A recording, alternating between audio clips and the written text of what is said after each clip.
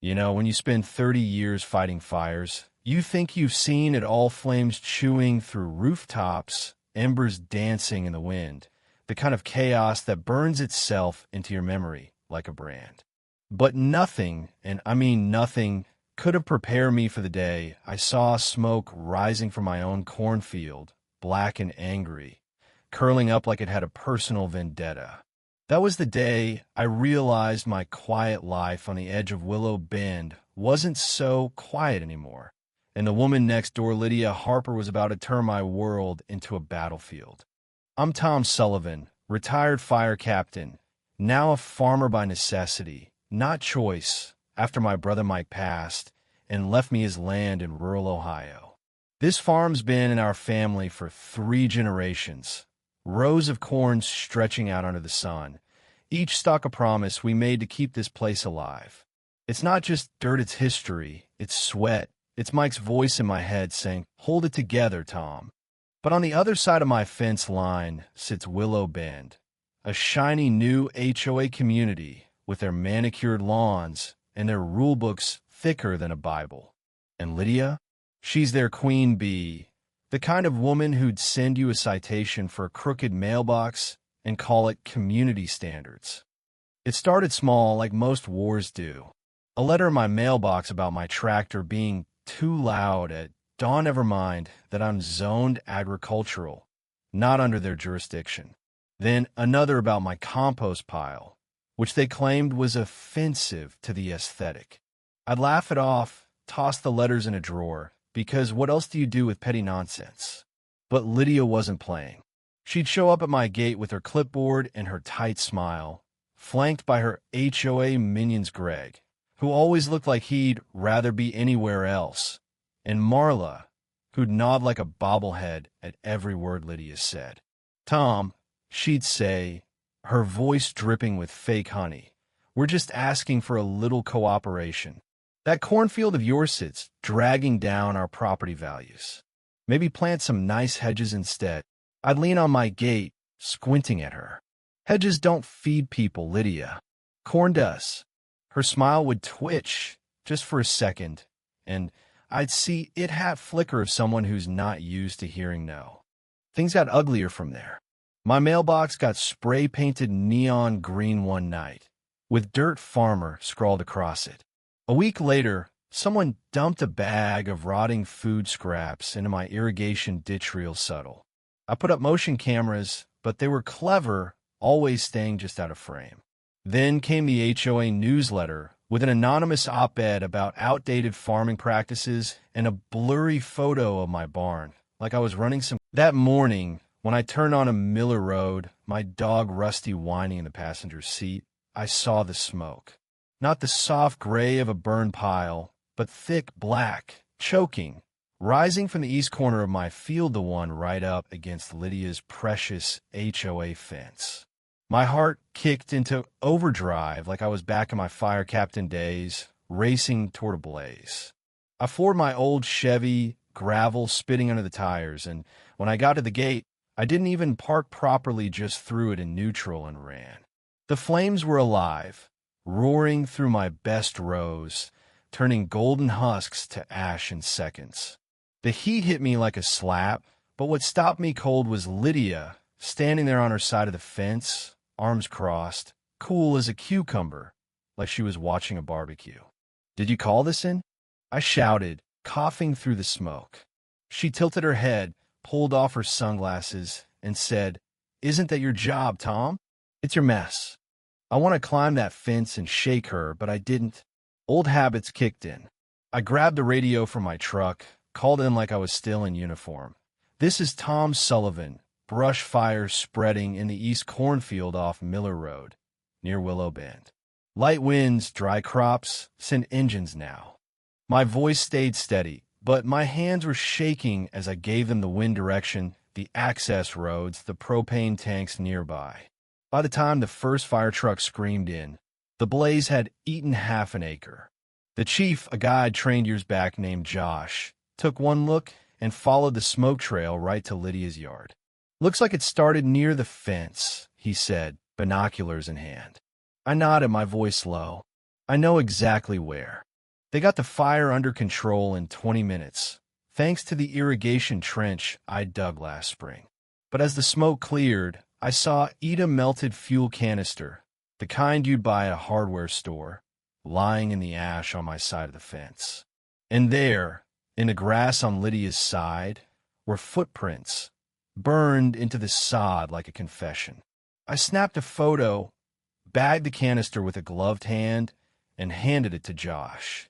The crew noticed too, murmuring, pointing at the scorched trail leading straight to Lydia's hydrangeas.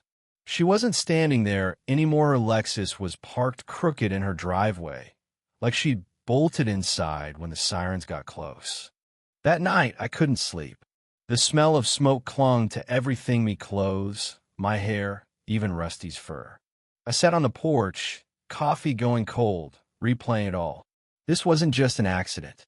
This was war, and Lydia had lit the first match. But I wasn't some rookie who'd panic. 30 years in the fire service taught me one thing. Fire leaves fingerprints, and I had a witness nobody knew about.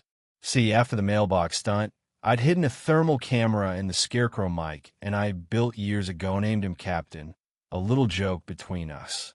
Captain had seen everything, and at 2:13 a.m. that night, he caught Lydia on tape, sneaking through a gap in the fence with a bundle under her arm, crouching, sparking flames that bloomed like her own personal vendetta.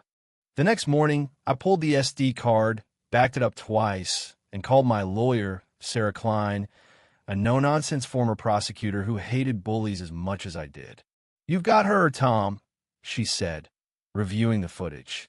"Thermal, timestamps, physical evidence. This is arson, plain and simple." I didn't confront Lydia.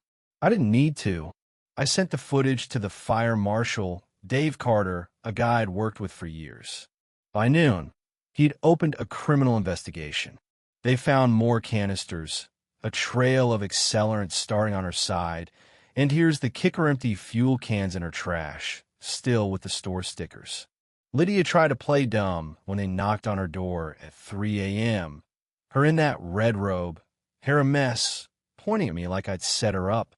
"That's not mine," she yelled when they showed her the canister. "I threw out last week." Dave just tilted his head, and I swear I saw her world crack right there. The neighborhood turned on her fast. No more HOA emails, no more letters.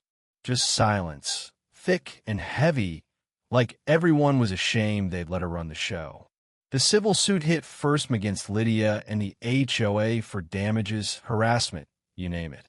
In court, Sarah laid it all out. The letters, the vandalism, the fake soil contamination tests Lydia had pushed for, funded by HOA money she funneled to her cousin's consulting firm. Then we played the footage. The courtroom went dead quiet as Lydia's figure flickered across the screen, setting fires like she was planting flowers.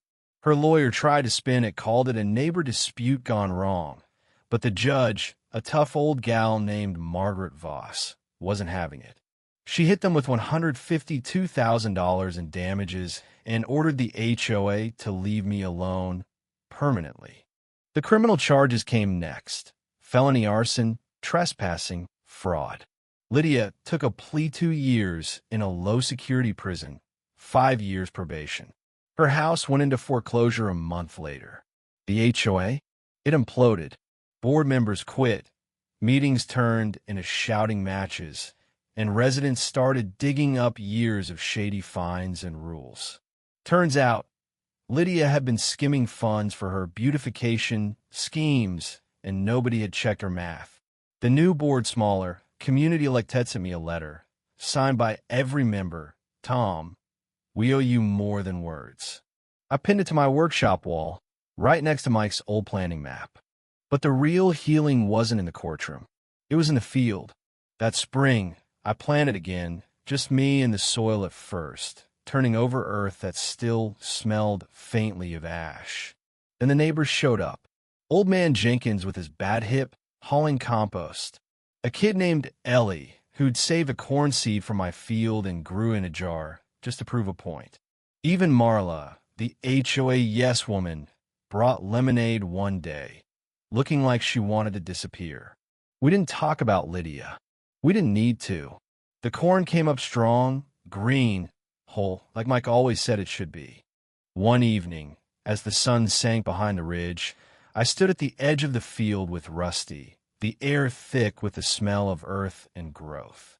Dave Carter drove up, handed me my old fire captain's badge, scratched and dented from years of service. Found it in storage, he said. Thought it belonged here. I nailed it to the gate post the next day, let catch the light. It wasn't just a badge, it was a reminder. You don't just fight fires, you fight for what's yours, what's right, what's whole. But here's the thing, justice doesn't always feel like winning.